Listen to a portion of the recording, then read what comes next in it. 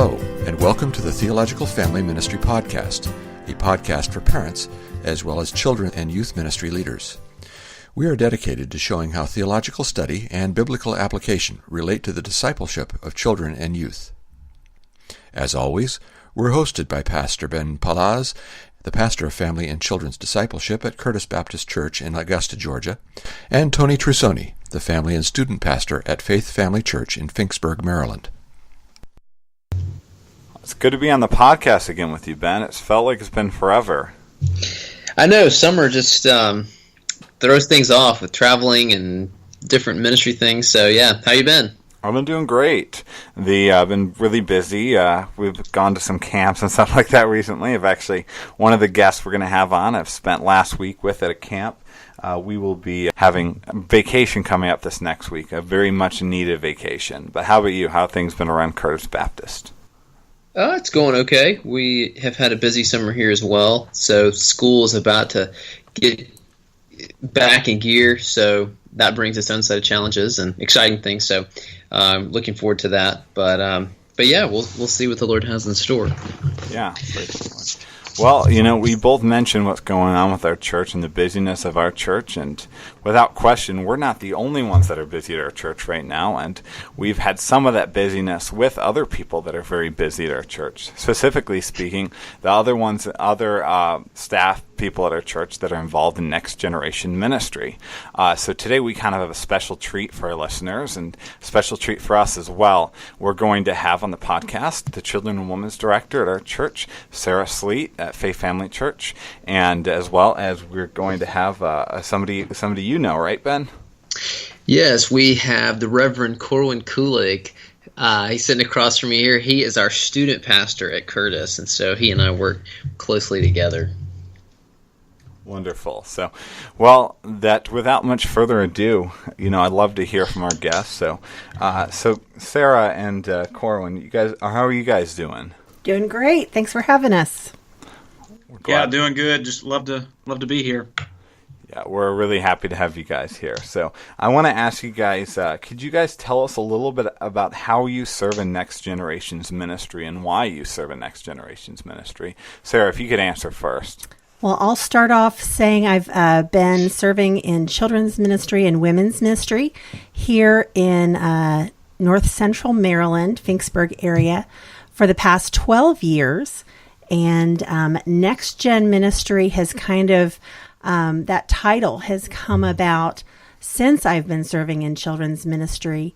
So I'm fairly new to the concept and idea of the connected vision and working together with the Next Gen kind of student pastor at our church, but very passionate about serving children and their families and encouraging them in their walk with the Lord and in discipling their kids the best that they can. And so I'm excited to get involved in Next Gen Ministry as we bridge that gap from children's ministry into the teen ministry. Awesome. Thank you so much. I'm so glad to work with you, Sarah. I want you to know that. Thanks a bunch. Wonderful. And Corwin. Yeah, so I serve as the student discipleship pastor here at Curtis Baptist Church. I've been here about a year and a half, but altogether serving in Next Gen Ministry has probably been about 2.5 years. I served as an intern for a year in Gwinnett County, Georgia.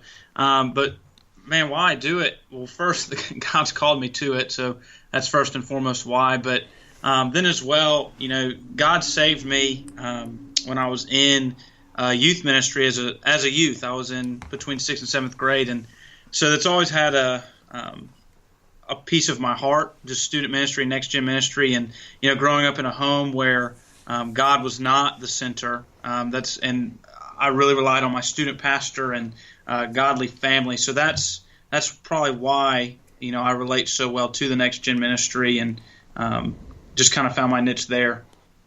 Very good. Well, yeah, it's good to get a little bit of that background. So, and we'd like to hear from both of you on this, but is a connected vision between children and youth ministry the norm of what you've seen in church ministry? Corwin, why don't you go first? No, it is not. Definitely not. It's needed, but it's definitely not the norm. Sarah, what have you experienced? I would agree with him. I think, in my experience anyway, and the churches that I've come up in as a member, and while I was training in seminary, and even as I've been serving, I think children's and youth ministry have tended, in most situations that I'm aware of, have been kind of their own self-standing ministries. So that connected vision between the two is something new to me, and frankly very attractive to me. Great. Yeah, Ben, do you have anything to add to that? I think probably I've got a similar experience. I've seen some more of that recently, and heard of people who are trying to bridge that gap and seeing the need for it, and the great helpfulness that it can bring. But for sure, that's not always the case. Yeah, I would agree with that. For the confusion of voice, that among all the men voices, you can easily identify me as the least Southern voice in the So I would definitely say it's been far from it. I think one demonstration of that has been the response that even the Southern Baptist Convention itself has given to try to see this kind of connected mentality. There's the Etch Conference that has come around recently, which I think is really great, and I haven't been able to go, but it kind of was created in a response to a need of seeing that kind of disconnected nature between children and youth and family ministry. And I think even in certain elements, gospel-centered ministry, for example, and my perspective is catching up a little bit in youth ministry, whereas I think that 25 years ago, that Children Desiring God, I think, really paved some of that path in children's ministry, although there are many great resources in that kind of sense with youth ministry.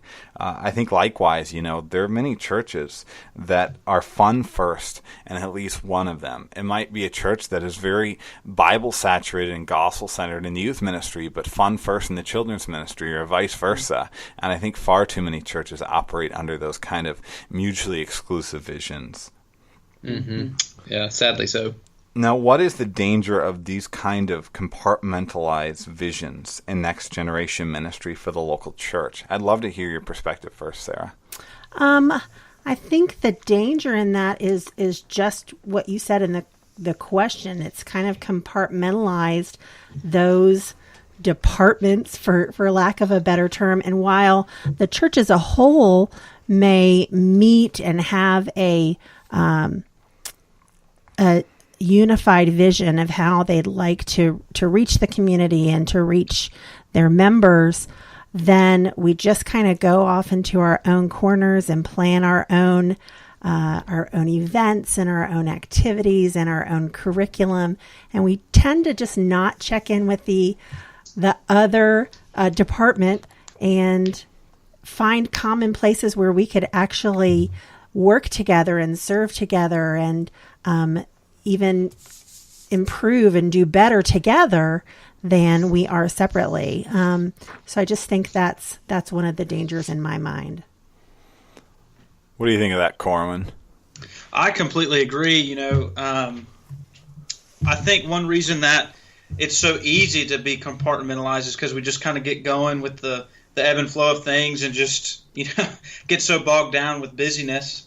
And so it's easy to just get focused. Well, this is my ministry area. I don't really need to worry about what Ben's doing, or don't need to worry about what they're doing. I just need to worry about what I'm doing. God called me here to be the student pastor. But, I think the danger of that is we try and build all these silo ministries where, like Sarah was saying, we really run into a danger of we're trying to build ourselves up, and trying to build our kingdom instead of God's. And really, I want to be known for the cause of Christ, not the cause of Corwin. I want to make disciples of all peoples, not just students. Yes, primarily that's my focus because that's what God's called me here to do. But that starts in the 2K. You know what I mean? It starts in the nursery. And so I think that's a big danger of, I think as well, maybe we run into this a little bit of, and I'm not saying it's bad because it's cool to build excitement. And when we have fifth graders coming up in the middle school, it builds excitement for the student ministry here. But it's those fifth graders like, man, I don't I want to be up there where Corwin is. I want to be up there where my older friends are, where my brothers are. And if we're not trying to bridge that gap, you have this awkwardness of, well, you still have another year, so let's make the best of, we call it next kid here, of next kid, and then next year you can come to Curve Student Ministry. And so it has this danger of, well, I'm not going to be satisfied where God has me now because I want to be up there. And so that could be a big danger if we're not unified in the vision, and we're kind of compartmentalizing. You're kind of, in a way, building favorites, and it just could be real bad, real dangerous. Yeah. I totally agree there, and I've seen that in especially our 4th and 5th graders as they are looking to launch off into the middle school years. A year or two early, they're just glorifying that. Oh, once they get to youth group, they're going to be so happy about it. But right now, they're missing out on what we have for them in elementary grades. Yeah, and I think you're so right there. And what's funny though is Ben, we've worked hard to try and we still have a lot of work to do, but we've tried to be really unified and work together on things. And it's like we just have more freedom to not necessarily, and it's not like we're having jump houses and food trucks and there's some churches that do that, but we're just getting into the Word, and it's just different because Ben, I think, has the harder ministry in the sense of he's got to bring the Word for someone that's in 2nd grade or younger, and then also for 5th grade, where I can just kind of give it to a high schooler and it's good for all my grades, So it's a challenge, but I think it's a worthy challenge to fight. I think practically what makes bringing those departments together in unified vision, just in my situation, I'm on staff full time here, and our youth worker, our youth leader, has been working a full-time secular job, and he has done an amazing job, and running in at the 11th hour, has full-time job, full-time career and family. And so we've just not had that opportunity to connect, literally time-wise. And with Tony coming on staff here full-time and literally being 2 offices away from me, that gives us that opportunity to have those semi-regular staff meetings, to establish that unity within the broader staff.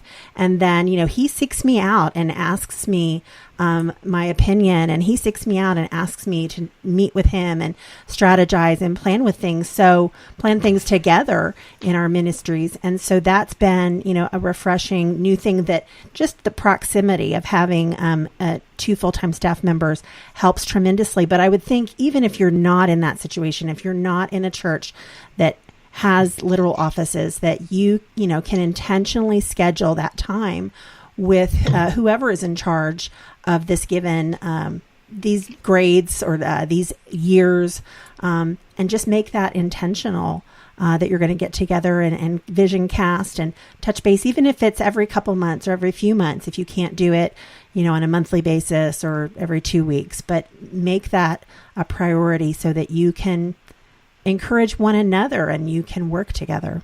That's good. Yeah, absolutely agree with that.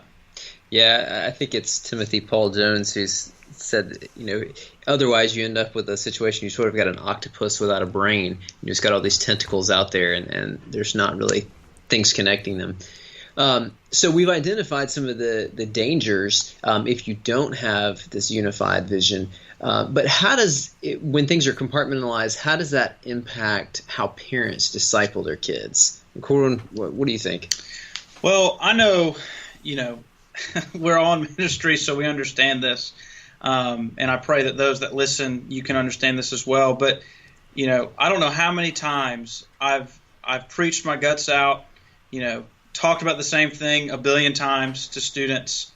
And then it's like a summer camp that's not even with the church, that's with this other church. Or we had a situation this past a few Sundays ago where I was teaching one of our life groups for the high school guys, and it was a sermon that I preached on. It was a passage that I'm familiar with, and I just said, guys, I want you to split up for 15